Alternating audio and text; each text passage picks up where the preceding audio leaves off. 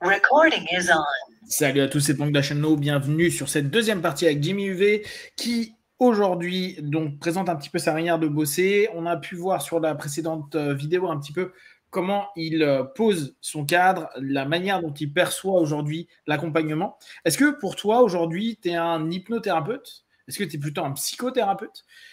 Comment tu te définirais? Est-ce que tu as l'impression dans le process, tu vois, là quand je t'écoutais tout à l'heure sur ton pré-talk, en tout cas le cadre que tu proposes aux personnes, tu définis pas nécessairement beaucoup de termes hypnotiques, de logique hypnotique. Est-ce que tu as l'impression que l'hypnose est devenue plutôt un outil dans ta notion de psychologue, psychopraticien, je ne sais pas comment on pourrait appeler psychothérapeute, parce que toi, tu peux carrément donner ce nom-là, ou est-ce que tu sens que tu es un hypno qui évolue dans des sphères d'hypnose avec des concepts qui sont peut-être différents?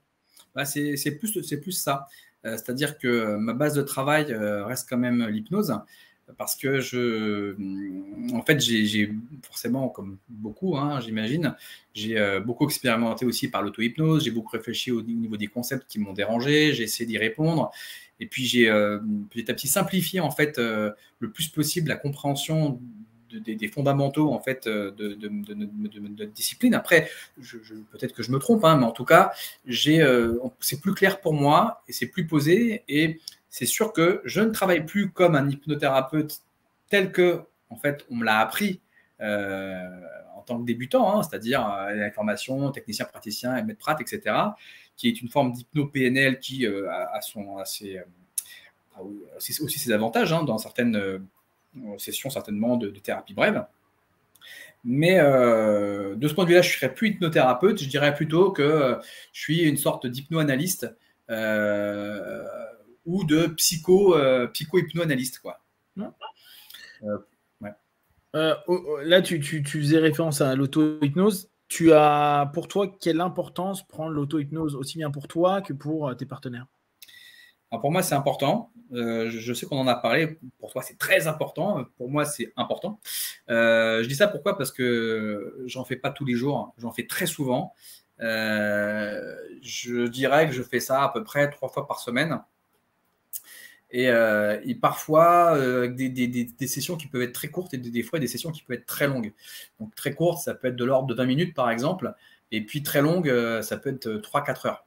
Donc bon, en ce moment, j'ai moins le temps, donc j'ai besoin de dormir, donc elles sont plus courtes.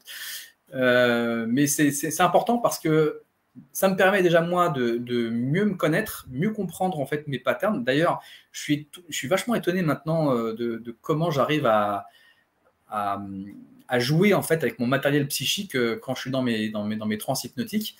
Je suis étonné et content de me dire waouh, j'aurais pas été capable de faire ce que je fais aujourd'hui il y a 10 ans par exemple. Et je voyais bien que mon auto-hypnose de l'époque, c'était une auto-hypnose, tu sais, classique du type allez, je me mets entre guillemets en transe, en hypnose, et puis je me balance des suggestions en mode voilà, maintenant je suis une connerie, mais je vais être fort, je vais guérir, j'en sais rien, tu vois.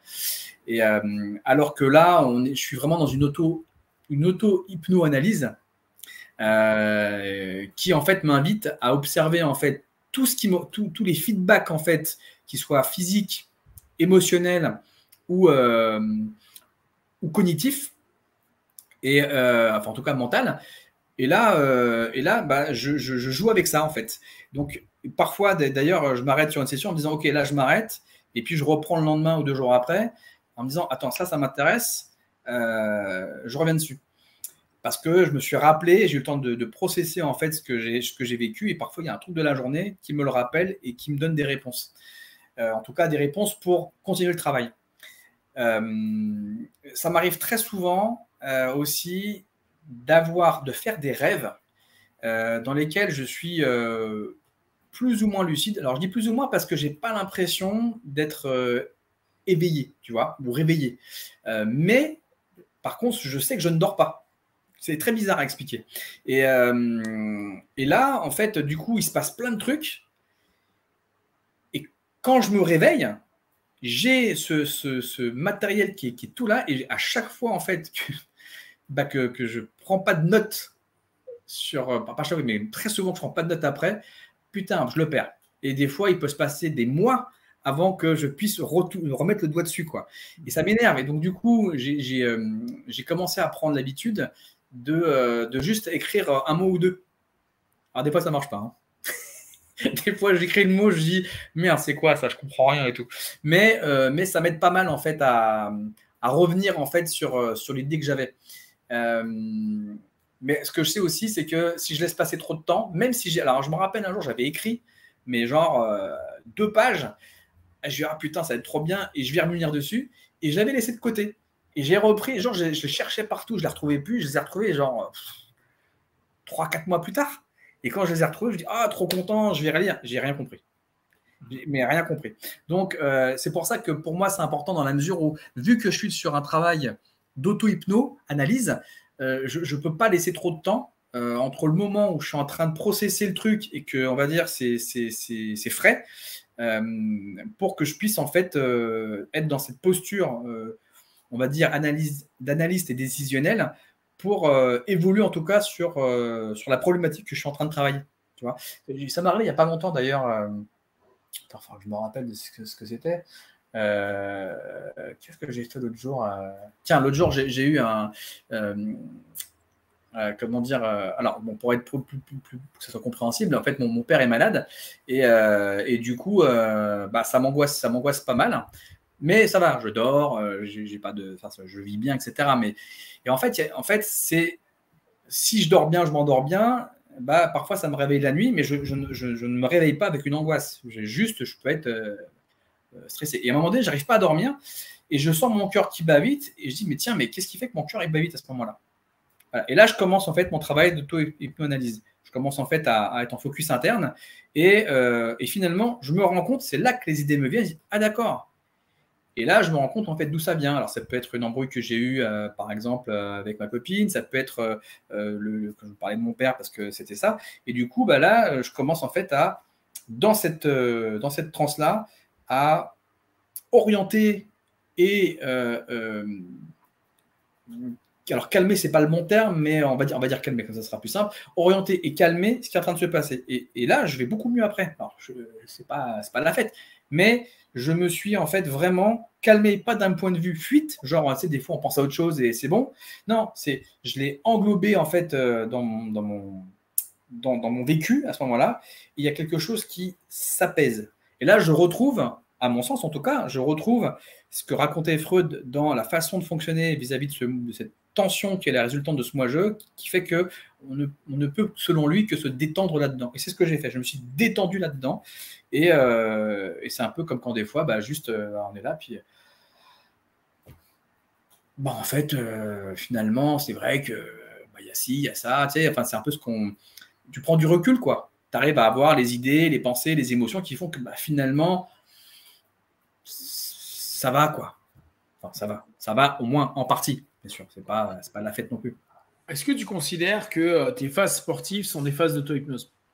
Type un sparring étant un combat. Est-ce que tu as l'impression que une dynamique active, en tout cas, tu joues sur une dynamique active, type un combat par rapport à tes propres problématiques, etc. Volontairement, hein, pas. Franchement, non. Non, pas du tout. Évidemment, si on regarde un peu les fondamentaux de la discipline, on va retrouver effectivement des dynamiques hypnotiques, mais pas du tout. Non. Moi, quand je fais du sport, je fais juste du sport. Et par contre, après, je vais utiliser effectivement parfois ce que j'ai pu observer dans ma façon de fonctionner, dans le rapport de combat, pour une analyse qui sera plus en relation avec mon enseignement que j'ai à côté de ça dans les arts martiaux. Mais non, d'un point de vue auto-hypnose, pour moi, c'est pas du tout du travail. Ça peut aider, hein, ça a des vertus de toute façon. Hein. C'est-à-dire, si on fait ce qu'on fait, c'est pas pour rien. Hein. Donc, on est dans un rapport quand même à la violence, dans un rapport aussi peut-être à la comparaison aussi, au positionnement vis-à-vis des pairs. Mais bon, je vois pas ça forcément. Non, je vois pas ça du tout comme un travail d'auto-hypnose. D'accord. Justement, là, pour introduire un petit peu donc, ce qu'on va faire sur les semaines à venir, au niveau martial, tu as 5 minutes. C'est quoi ton parcours? Ok. Et où est-ce que tu en es aujourd'hui? Ok, alors, ça fait à peu près 30 ans que je pratique les arts martiaux, un peu plus. Je fais du Krav Maga depuis 26 ans et je l'enseigne à peu près depuis 16 ans.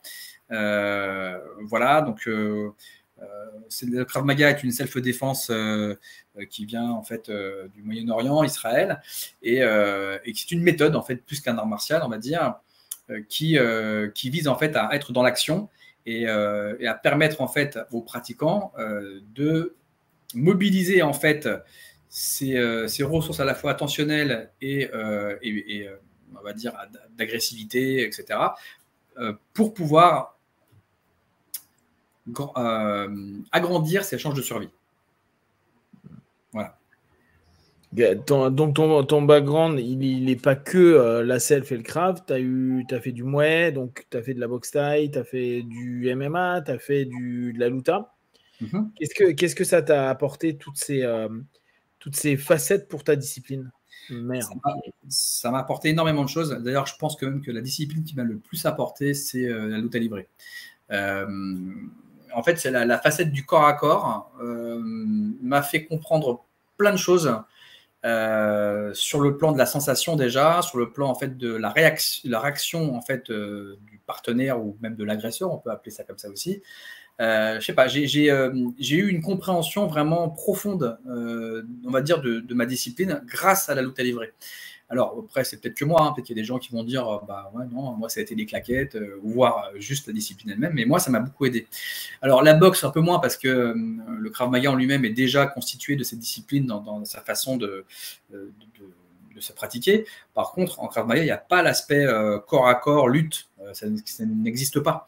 Donc du coup, peut-être que c'est ce qui me manquait pour moi personnellement, avoir une vision un peu plus globale. Personnellement, par exemple, moi, c'est indissociable pour moi de ne pas faire du sol ou du corps à corps dans une pratique de self-défense, ne serait-ce que parce qu'en fait, finalement, quand les gens se battent, bah, ils se touchent à un moment donné. Il y en a un qui n'ose pas se toucher, c'est les gens qui ne veulent pas vraiment se battre, mais quand on se rentre dedans, finalement, on est en plein corps à corps et que ce soit des coups ou des volontés de faire tomber l'autre, finalement, on est dans des tensions de contact. Donc, c'est hyper important pour moi.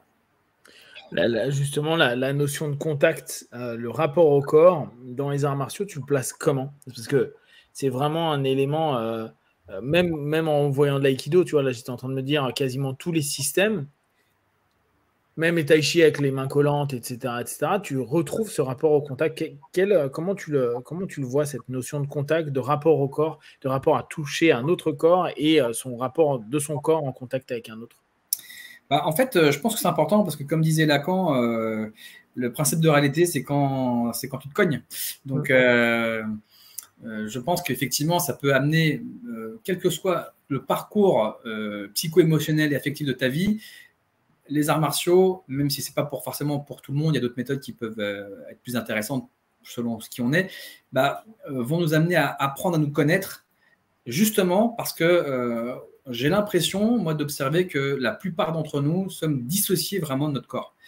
Pour différentes raisons. Après, c'est peut-être social, c'est peut-être aussi le fait qu'on soit beaucoup sur les écrans, c'est peut-être aussi le fait qu'on ait vécu des traumas, etc., tous à notre niveau, et que intrinsèquement parlant, structurellement parlant, on a tendance en fait à se dissocier aussi un peu plus. Bon, donc pour moi, le rapport au corps, il est autant important, tu vois, pour le domaine de la psychothérapie que justement dans les arts martiaux. Alors, les arts martiaux, c'est encore plus important parce qu'on est censé se battre. C'est quand même la base, c'est même si tu en embrouilles, c'est de se dire ouais, même s'il vaut mieux que je me batte pas parce que ça peut être compliqué, si je me bats, qu'est-ce que je fais? Donc si j'ai jamais pris un coup, moi je pense qu'on est dans une illusion. C'est-à-dire que peut-être que ce qu'on peut pratiquer peut être hyper intéressant, mais vu qu'il n'y a pas de contact avec le réel de ce qu'on est censé pratiquer, ça me paraît compliqué en tout cas que ça fonctionne, quoi. Après, je ne parle pas du mec, par exemple, qui est déjà bagarreur et qui va pratiquer un art dans lequel il n'y a pas de combat. Parce que lui, il sait déjà se battre et il va peut-être même créer son propre art martial sans même qu'il le définisse, quoi. Très bien. Là on s'arrête là. Je voulais un petit peu introduire donc, ta manière de bosser, ta manière de voir la thérapie, l'accompagnement. Là, on commence tout juste sur les arts martiaux, mais je voulais faire un pont là-dessus. L'idée, donc, dans les semaines à venir, ça va être vraiment de vous partager des éléments entre les arts martiaux, la psycho, des éléments qu'on a pu voir en cours, des éléments qu'on a pu voir en compète, des éléments qu'on a pu voir ailleurs, et comment la gestion à la fois des émotions, de soi-même, le rapport à soi, et toujours avec un rapport lié à l'hypnose, lié à la psycho, lié au corps. Parce que justement, il y a une grosse problématique dans l'hypnose de façon générale, c'est qu'il y a un manque de corporalité. Ça a été mis complètement de côté et c'est un vrai problème. On en a déjà parlé avec ceux qui avaient suivi le podcast de Charlène. Il y a vraiment une hypnose corporelle à proposer, développer, remettre en place, recentrer pour petit à petit capter que, qu'importe le sport, hein, nous on parlera d'arts martiaux parce que c'est quelque chose qui nous parle beaucoup, mais ce retour à soi-même au travers du corps et en cabinet orienté aussi vers se retrouver corporellement parlant est quelque chose d'hyper important. Et vous verrez, il y a pas mal de sujets. N'hésitez pas à nous poser des questions, aussi bien sur les arts martiaux que sur la psycho. Nous, notre but est vraiment d'associer les deux et de vous donner un maximum d'infos, de réflexions à ce sujet-là. Tu peux, ouais. Je peux faire une aparté sur ce que tu viens de dire, parce que ça m'a fait penser, tu parles du rapport au corps, après je sais qu'on a terminé. C'est intéressant que tu aies dit qu'en hypnose, effectivement, il n'y a pas de rapport au corps, parce que, en fait, si on remarque bien, les demandes, souvent, sont des demandes de supprimer un ressenti négatif. On parle de ressenti négatif, c'est intéressant.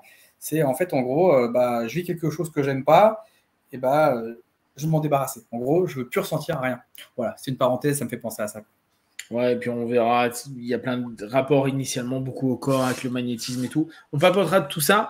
Rappelle encore ton mail ton site web pour que les gens puissent te contacter. Donc c'est hypnocoaching75@gmail.com et mon site internet www.hypnothérapie-paris15.fr. Au top. Et si vous avez des questions, des remarques, vous les partagez sur Facebook, YouTube. On y répondra le plus rapidement possible et on en parlera pendant les podcasts. Et comme d'habitude, de tout ce qu'on propose, ne prenez que ce qui est bon et juste pour vous tester, observer, analyser et conclure. Ciao, ciao. Salut.